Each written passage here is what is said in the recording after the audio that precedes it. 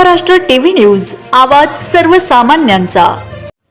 आता आपण उभे आहोत मुख्य चौक म्हणजे जे अजंठा चौफुली आहे जळगाव शहराची त्या ठिकाणी आणि माझ्या मागे बघू शकतो आपण सातपुडा ऑटोमोबाईल्स आहे आणि या सातपुडा ऑटोमोबाईलच्या अतिक्रमणामुळे इथून पाणीचा प्रवाह होत नाही, कारण की दोघं बाजूने गटार नसल्याने पाणी इथं चौकात थांबून असतं आणि त्याच्याने वाहतुकीला अडथळा निर्माण होत असतो। आपण बघू शकतो कॅमेऱ्याच्या माध्यमातून इथून गटार बिलकुल बंद आहे पुढे या जामनाच्या झाडापासून, त्याच्यामुळे हा प्रॉब्लेम होत असतो। आज आपण बघू शकतो रस्त्यावर किती मोठ्या प्रमाणात पाणी साचलेलं आहे आणि बघू पण माझ्या मागे बघू शकतो इथं अक्षरशः तळाचे स्वरूप निर्माण होतात प्रत्येक पावसाच्या वेळेस आणि वाहतुकीला देखील अडथळा निर्माण होतो। आपण बघू शकतो इथं रस्ता मोकळा आहे, मात्र पाण्याच्या भीतीनं वाहनधारक थेट डिवायडरकडनं गाड्या नेत असतात।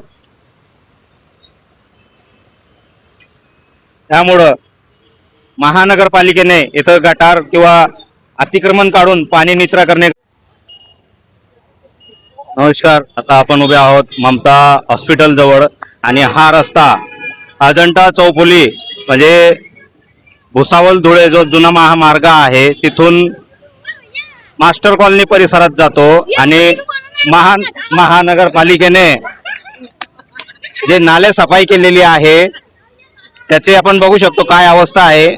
असा हा महानगरपालिकेचा भोंगळ कारभार आपण बघतोय, नागरिकांना किती त्रास होतोय। आज प्रामुख्याने जळगाव शहरात पावसाने हजेरी लावलेली आहे आणि आज रेड अलर्ट प्रशासनातर्फे कलेक्टर साहेबांनी जाहीर केलेलं होतं आणि महानगरपालिकेने 1-1.5 महिन्यापूर्वी नाले सफाई केलेली होती इथं आणि आपण बघू शकतो काय इथं कंडिशन आहे, कारण की हा मुख्य नाला अजंठा चौफुलीकडनं इकडे येतो आणि हा 4 पॉइंट आहे म्हणजे मास्टर कॉलनीतून येणारे 2 गटर, त्याच्यानंतर इकडे शेखर ऑटोकडनं येणारी एक मुख्य गटर आणि एक हे असं इथं 4 पॉइंट असून इथं पूर्णपणे घाण जमा झालेली आहे। म्हणजे महानगरपालिकेने इथं सफाई व्यवस्थित केली नसल्याने इथं पाणी वंदे महाराष्ट्र टीव्ही न्यूज, आवाज सर्वसामान्यांचा।